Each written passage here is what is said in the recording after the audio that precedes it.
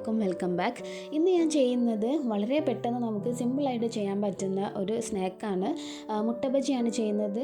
പലരും പല തരത്തിലാണ് മുട്ട ബജി ചെയ്യാറുള്ളത്. പക്ഷേ ഇന്ന് ഞാൻ ഒരു വെറൈറ്റി സ്റ്റൈലിലാണ് ചെയ്യുന്നത്, എൻ്റെതായ സ്റ്റൈലിൽ. അപ്പോൾ അതിനായിട്ട് ഇതാ അരക്കപ്പ് കടലമാവ് എടുത്തിട്ടുണ്ട്. ഇനി ഇതിലേക്ക് 1 ടീസ്പൂൺ അരിപ്പൊടി ചേർത്ത് കൊടുത്തിട്ടുണ്ട്. അരിപ്പൊടി ചേർക്കുന്നത് അതൊന്ന് ക്രിസ്പി ആവാൻ വേണ്ടിയിട്ടാണ്. എന്നിട്ട് ഇതിലേക്ക് നമുക്ക് ആവശ്യമുള്ള വെജിറ്റബിൾസ് ഒക്കെ ഇട്ട് കൊടുക്കുക. ഞാനിപ്പോൾ ഇവിടെ മല്ലിയില, സവാളയാണ് ഇട്ട് കൊടുത്തിട്ടുള്ളത്. നിങ്ങൾക്ക് വേണമെങ്കിൽ കറിവേപ്പില, എരിവിനായിട്ട് പച്ചമുളക് അരിഞ്ഞിടാം.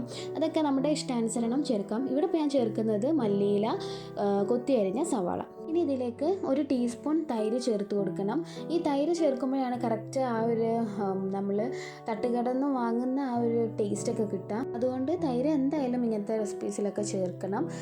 ഇനി ഇതിലേക്ക് വേണ്ടത് 1 ടീസ്പൂൺ ചിക്കൻ മസാല, 1/4 ടീസ്പൂൺ മഞ്ഞൾപ്പൊടി, 1/2 ടീസ്പൂൺ ബേക്കിംഗ് സോഡ, ആവശ്യത്തിന് ഉപ്പ്. ഇതെല്ലാം ചേർത്ത് കഴിഞ്ഞതിന് ശേഷം ആവശ്യത്തിനുള്ള വെള്ളം ഒഴിച്ചിട്ട് നന്നായിട്ട് മിക്സ് ചെയ്യുക. നമ്മൾ പഴംപൊരി, പൊക്കോട എല്ലാം ചെയ്തപ്പോഴുള്ള ആ ഒരു ബാറ്ററില്ലേ, ആ ഒരു കൺസിസ്റ്റൻസിയാണ് വേണ്ടത്.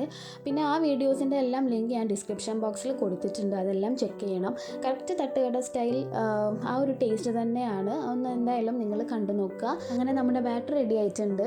ഇത്രയും തിക്നെസ്സാണ് വേണ്ടത്. ഞാനിവിടെ 3 കോഴിമുട്ടയാണ് കേട്ടോ എടുത്തിട്ടുള്ളത്. അത് നന്നായിട്ട് പുഴുങ്ങിയ ശേഷം ഇതുപോലെ ഹാഫാക്കി കട്ട് ചെയ്ത് വെക്കണം. ഇനി ഒരു പാൻ ചൂടാക്കാൻ വെക്കാം. പാൻ ചൂടായ ശേഷം അതിലേക്ക് ആവശ്യത്തിനുള്ള ഓയിൽ ഒഴിച്ച് കൊടുക്കാം. ഓയിൽ ചൂടായ ശേഷം നമ്മുടെ മുട്ടൻ്റെ ഓരോ പീസസ് എടുത്ത് ഈ ബാറ്ററിൽ നന്നായിട്ട് ഡിപ്പ് ചെയ്ത് കൊടുത്തിട്ട് ചൂടായ എണ്ണയിലേക്ക് ഇട്ട് ഇതിനെ പൊരിച്ചെടുക്കാം.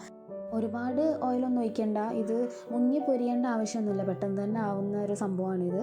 അത്യാവശ്യം ഓയിൽ മാത്രം ഒഴിക്കുക. എന്നിട്ട് ഓരോ പീസസ് നന്നായിട്ട് നമ്മുടെ ബാറ്ററിലിട്ട് ഡിപ്പ് ചെയ്യുക. എന്നിട്ട് ചൂടായ എണ്ണയിലേക്കിട്ട് പൊരിച്ചെടുക്കാം. പിന്നെ ഇത് പൊരിച്ചെടുക്കുന്ന സമയത്ത് ലോ ഫ്ലെയിമിൽ വെച്ചിട്ട് വേണം ചെയ്യാൻ. കടലമാവാണ്, പെട്ടെന്ന് തന്നെ കുക്കാവും. പിന്നെ കോഴിമുട്ട നമ്മൾ ഓൾറെഡി ബോയിൽ ചെയ്ത് വെച്ച സാധനമാണ്. അപ്പോൾ ഓവർ കുക്ക് ചെയ്യാനൊന്നുമില്ല, 2 മിനിറ്റ് കൊണ്ട് തന്നെ ഇത് ആയി കിട്ടും. ഇവിടെ ഇപ്പോൾ ഇതാ നല്ല ഗോൾഡൻ ബ്രൗൺ കളർ ആയിട്ടുണ്ട്. ഇനി ഇതിനെ തിരിച്ചിട്ട് കൊടുക്കണം. ഇതിൻ്റെ താഴ്ഭാഗം ആയാൽ വേഗം തന്നെ അത് മനസ്സിലാവും. ഇതിൻ്റെ ചുറ്റുഭാഗം നല്ല ബ്രൗൺ കളർ വരും. അത് വരുന്ന സമയത്ത് ഇതിനെ തിരിച്ചിട്ട് കൊടുക്കുക. അങ്ങനെ 2 സൈഡും ഈ ഒരു കളർ ആവുന്നത് വരെ തിരിച്ച് മറിച്ചിട്ട് പൊരിച്ചെടുക്കുക. ഇവിടെ ഇപ്പോൾ 3 കോഴിമുട്ടാണല്ലോ എടുത്തത്. നിങ്ങൾക്ക് കാണിക്കാൻ വേണ്ടിയിട്ടാണ് കുറച്ച് കൂടുതൽ എമൗണ്ട് എടുത്തത്. ഇനി ബാക്കിയുള്ളത് ഞാൻ പൊക്കോട പോലെ പൊരിച്ചെടുക്കുകയാണ്. അത് നമുക്ക് വെറുതെ കഴിക്കാൻ നല്ല ടേസ്റ്റാണ്.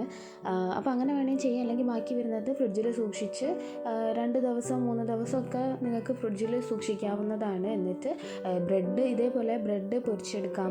കോഴിമുട്ടയ്ക്ക് പകരം ബ്രെഡ് വെച്ചിട്ട് അതിൽ പൊരിച്ചെടുക്കാം. എങ്ങനെ വേണേലും ചെയ്യാം. അല്ലാതെ തന്നെ വെറുതെ നമ്മൾ പൊക്കോട പോലെ പൊരിച്ചെടുക്കാം. അങ്ങനെയും ടേസ്റ്റാണ്. ഇവിടെ ഇപ്പോൾ 2 ഭാഗവും റെഡി ആയിട്ടുണ്ട്. ഇത് നമുക്ക് എണ്ണയിൽ നിന്നും കോരി മാറ്റാം. വളരെ പെട്ടെന്ന് തന്നെ ചെയ്തെടുക്കാൻ പറ്റുന്ന ഒരു സ്നാക്കാണിത്. ശരിക്കും ആ കോഴിമുട്ട ഒന്ന് ബോയിലായി വരുന്ന ആ ടൈം മാത്രം മതി, ബാക്കിയെല്ലാം പെട്ടെന്ന് തന്നെ ചെയ്തെടുക്കാൻ പറ്റുന്നതാണ്. അപ്പോൾ നിങ്ങൾ എന്തായാലും ഈ ഒരു മെത്തേഡ് ചെയ്ത് നോക്കുക. എന്തായാലും നിങ്ങൾക്കിത് ഇഷ്ടപ്പെടും. അപ്പോൾ ഈ വീഡിയോ ഇഷ്ടമായെങ്കിൽ ലൈക്ക്, ഷെയർ ആൻഡ് സബ്സ്ക്രൈബ്. ഇൻഷാ അല്ലാഹ് വീണ്ടും കാണാം. Thank you.